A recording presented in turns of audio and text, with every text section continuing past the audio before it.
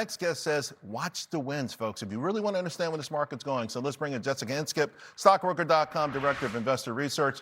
Jessica, let's start with the tailwinds. They're blowing in. Okay, earnings estimates, AI narrative, memory shortage, Dell. I mean, we got to feel pretty good about this, right? It's hard not to have some confidence in the market with these on your side. Absolutely. Really, the earnings estimates are the real story that's here. Earnings estimates have been going up since the beginning of the year. You've got tech and semiconductor increasing threefold, memory as well. So it's when I'm looking at a big downturn like we've seen, I want to understand structurally where it is. But more importantly, is it just price or is it earnings? Right. Earnings estimates have still increased, but price is going down. That just tells me it's a correction and a great buy the dip opportunity. Good. I'd love to hear that. Potential headwinds. So 2-year yield, front-end yields. I'm going to pull up the chart, take a look at this 2-year chart, because we do have these forwards that have pulled back that suggest maybe inflation is not an issue, but you say this is a critical chart to know and understand. The 2-year note absolutely is. So the 2-year note always tries to front run the Fed.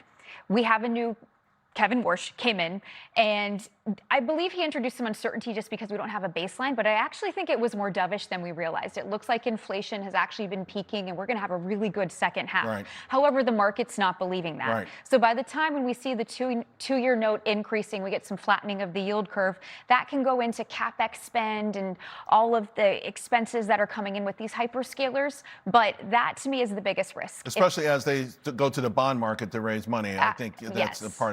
Also, it was interesting on your list, you had Dell on a tailwind and as a headwind and a tailwind. It is. So here's what I'm looking at. On this side of the chart, folks, it's just like the last few weeks. It's exploded here recently, this spike. What's going on with Dell? Because even yesterday, it was the first stock to turn around and rocket higher. Yeah, I think we are moving into different sides of this AI narrative, and I think PCs is extremely important. But even if we pull the old earnings commentary and what we see, it's very healthy. So I still think Dell is good and strong fundamentally, and we just had a sell-off. Okay. Very simple with Dell. We got your watch list, but I want to skip the watch list for a second. Sure. And we'll come back to this, but I want to talk about this major news, right? OpenAI, Broadcom, and the jalapeno chip. What's this all about? It sounds hot, pun intended. Oh, exactly. Well, jalapenos are only made for someone very specifically and probably better at scale. Maybe that's where the name came from. Okay. Nonetheless, so it's this.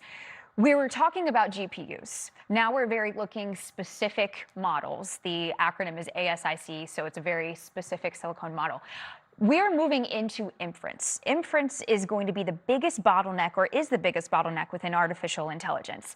Inference means that you are using the learnings that you have found. So we did the training already, and they've got all of this information, and now we put it to work. We're putting it to work, and now we're going to train on that training, and so we're going to learn as we get closer to AGI. And what that does is it's not per query, per user. What's going to happen is it's very multiplied. So per query, per user, per conversation, per token, plus that context. If you've ever used Claude Cowork and you run out of tokens very quickly, it's because it reads that entire chat and it needs that context and its learnings to keep going. Put that on a broader scale.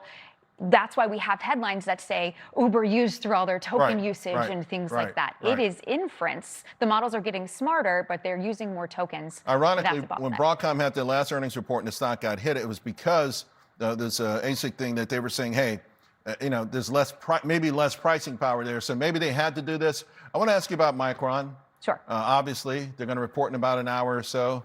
Where do you stand on this? So I do think that we coming in with a little bit sold off. However, I think this jalapeno news is being underpinned today and actually really strengthens Broadcom because what we need is more memory.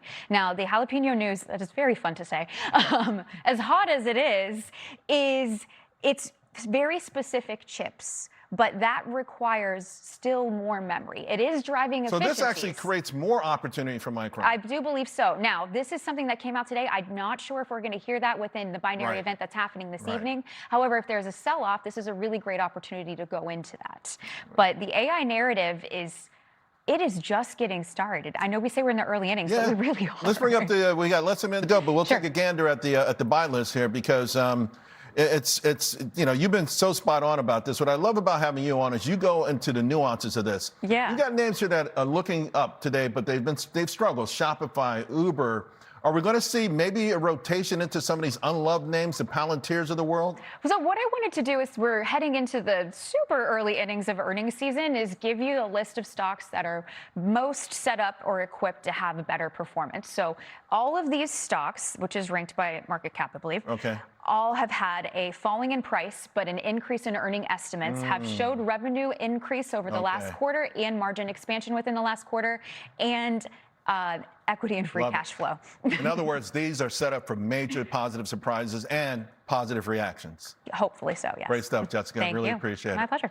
All right, folks. You can feel the tension. You can cut it with a knife.